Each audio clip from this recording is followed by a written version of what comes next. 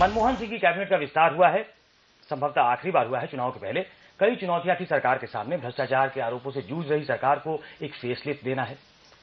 राहुल गांधी की छाप देखे ये भी देखना है। कैबिनेट में लगना चाहिए कि युवा आए हैं। हमारे साथ एक ऐसे युवा हैं जिनको प्रमोट किया गया है, इंडिपेंडेंट इंचार्ज मिला है। सचिन पायलट पहले मिनिस्टर ऑफ स्टेट से बात करने के लिए सामने है। रिप्रेजेंटेशन आपको लगता है कि युवाओं को मिला है सचिन? मुझे लगता है कि यूपी की सरकार, यूपीए 1 और यूपीए 2 दोनों में एक अच्छा मिश्रण प्रधानमंत्री जी ने बनाया। युवाओं को मौका दिया और जो अनुभवी हैं उनके साथ भी एक बैलेंस्ड अप्रोच कर ये फेरबदल हुआ है। और मेरी दृष्टि से देश भर में जितनी पार्टियां हैं, कांग्रेस में समझता हूं एक ऐसी पार्टी है जिसने सही मायने में नौजवान जो लोग हैं उनको पॉलिटिकल एम्पावरमेंट देकर पार्टी और सरकार में एक सब्सटैंटिव काम करने का मौका दिया है। तो मैं बहुत खुश हूं और मैं धन्यवाद देना चाहता हूं प्रधानमंत्री जी का, सोनिया गांधी जी का, राहुल गांधी जी का। सचिन, जो स्थिति है वो सामान्य नहीं है, तो ऐसे में कुछ जो कदम आप उठाते हैं वो भी सामान्य से नहीं दिखने चाहिए।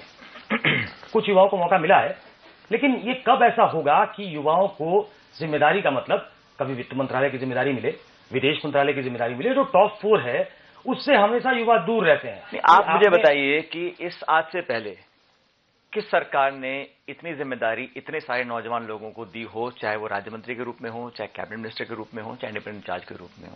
और जैसा मैंने आपको पहले कहा, बात ये नहीं कि आंकड़े कितने हैं, बात यह है कि उन लोगों की भूमिका, उनका रचनात्मक सोच, उनका इंटरवेंशन, उनकी इन्वॉल्वमेंट पॉलिसी मेकिंग में कितनी है, डिलीवरी में कितनी है। और सरकार किसी एक रंग से नहीं रंगी जा सकती, सिर्फ नौजवान ही लोग उसके अंदर हो, उसके अंदर अनुभवी लोग भी चाहिए, रिप्रेजेंटेशन नॉर्थ ईस्ट का भी हो, साउथ का भी हो, हर स्टेट के लोग उसमें हो। तो एक कोलिशन सरकार है, एक बैलेंस अप्रोच लेकर हर फेरबदल को किया जाता है और इस फेरबदल से मैं समझता हूं एक बहुत पॉजिटिव मैसेज गया है देश भर में।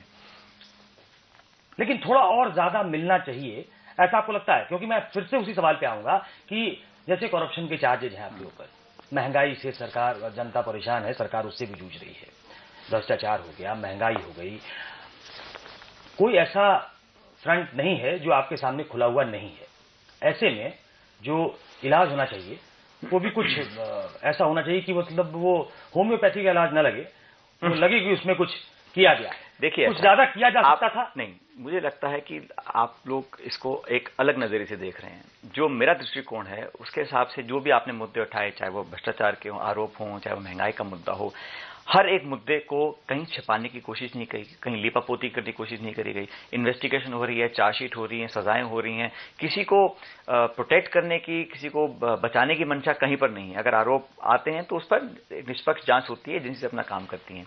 जहां तक फेरबदल को देखा गया, मैं नहीं समझता हूं कि इसको आप ओवरऑल जो पॉलिटिकल एनवायरनमेंट है उससे आप कंपेयर करें, क्योंकि एक कोलिशन सरकार है, इसमें अलग अलग, जैसे मैंने कहा, प्रांतों का, अलग अलग रीजन्स का रिप्रेजेंटेशन होना चाहिए। लेकिन ओवरऑल मुझे लगता है कि इसमें जो एक इंडिकेशन किया है प्राइम मिनिस्टर ने, सोनिया जी ने, राहुल जी ने, जो जिम्मेदारियां दी हैं हम जैसे लोगों को, वो अपने आप में बहुत महत्वपूर्ण है।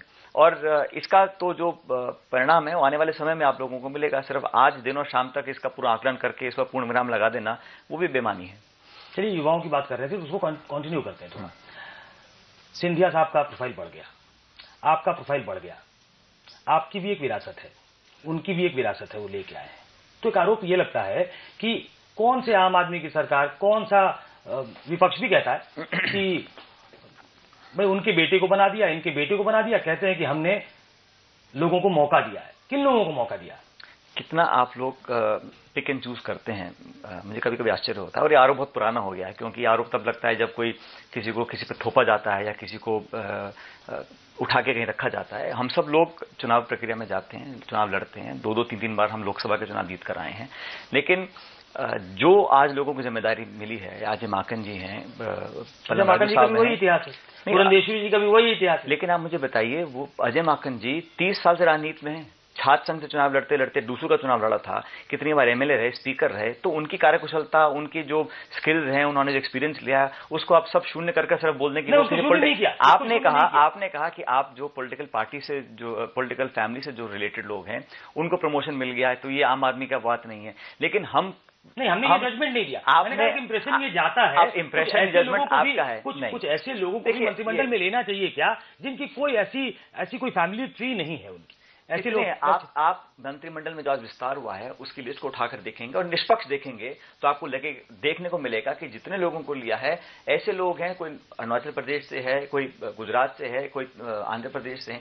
ये सब एक देखा ऐसा है, इसमें सबको सम्मिलित कर एक बैलेंस व्यू। आप सिर्फ एक लाइन को अडॉप्ट कर लें और आप कहेंगे साहब जो पॉलिटिकल फैमिली से है उसे हम परहेज कर लेंगे, उसको हम डिस्क्वालीफाई कर लेंगे बिना उसकी परफॉर्मेंस को देखे हुए, ये भी गलत है। आपकी सरकार को एक फेसलिफ्ट की जरूरत है। आप मानते हैं कि यूपीए 1 तो बहुत अच्छा उसका परफॉर्मेंस रहा, लेकिन यूपीए 2 जो है वो करप्शन से लेकर तमाम आरोपों में ऐसे घिर गई है कि उसको एक फेसलिफ्ट देने की जरूरत है। उसकी छवि सुधरनी चाहिए। मंत्रिमंडल में फेरबदल करना, कोई उसको फेसलिफ्ट की संज्ञा आप दे दें, वो भी ठीक नहीं है, क्योंकि एक निरंतर प्रक्रिया है।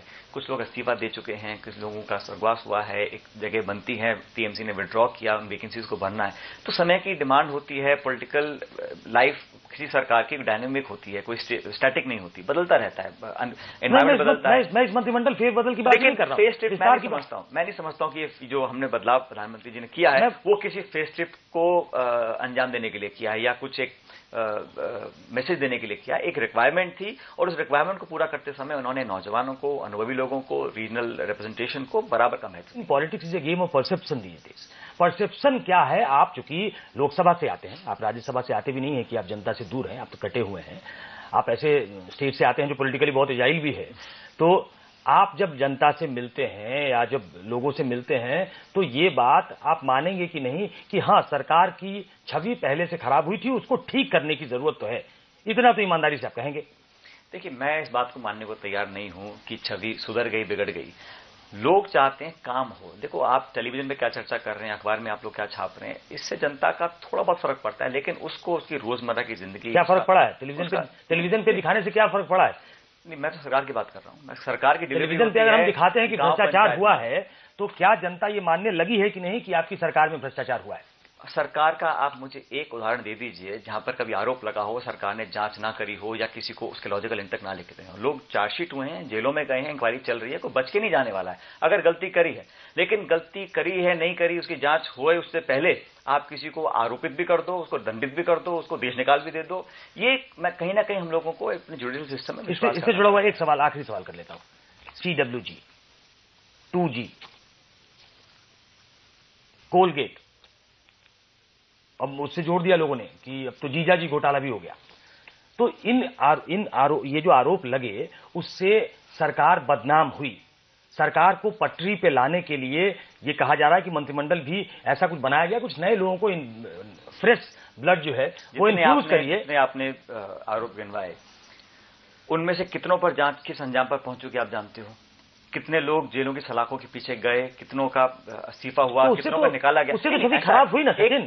आपका एक मंत्री जेल गया, 1.5-2 साल जेल में रहा, इससे छवि खराब हुई कि नहीं? देखिए, छवि तो अब जब हम लोग सरकार में काम करते हैं, अगर कुछ गलत काम होता है उसको दंडित करने के बावजूद भी लोगों को लगता है कि हमें अब और पॉजिटिवली काम करना चाहिए। तो अगले 1.5 साल में मुझे एक पॉजिटिव एजेंडा को लेकर हम लोग काम करेंगे और लोगों को डिलीवरी देंगे ताकि उनको घर, गांव, पंचायत में लगे, शहरों में, कि हम लोगों ने काम किया है। बिजली, स्वास्थ्य, चिकित्सा, लोग आम जनता की जो डिमांड्स होती हैं और एक परसेप्शन जो है उसको पॉजिटिव करने का जो काम है वो सरकार का भी है, लेकिन सब पॉलिटिकल पार्टीज को मिलकर एक देश के लिए। देखो, हम आपस में झगड़ा करें, आइडियोलॉजिकल कर सकते हैं, नैतिक कर सकते हैं, इश्यूज पे कर सकते हैं, लेकिन उसको इतना पर्सनलाइज कर देना, उसको इतना गिरा देना ताकि लोगों की राजनीति और राजनेताओं से एक दूरी बन जाए, वो एक अच्छा संकेत नहीं भविष्य के लिए। हमने बात की सचिन पायलट से, युवा मंत्री है, पहले युवाओं के बारे में बात की, फिर जो परसेप्शन बना है यूपीए सरकार की उसके बारे में बात की। कुछ और बात करेंगे, इनका मंत्रालय, जो मंत्रालय ये संभालने वाले हैं, बड़ा इंटरेस्टिंग मंत्रालय है, बहुत चर्चा में है इन दिनों, उसके बारे में पूछेंगे एक छोटे से ब्रेक के बाद।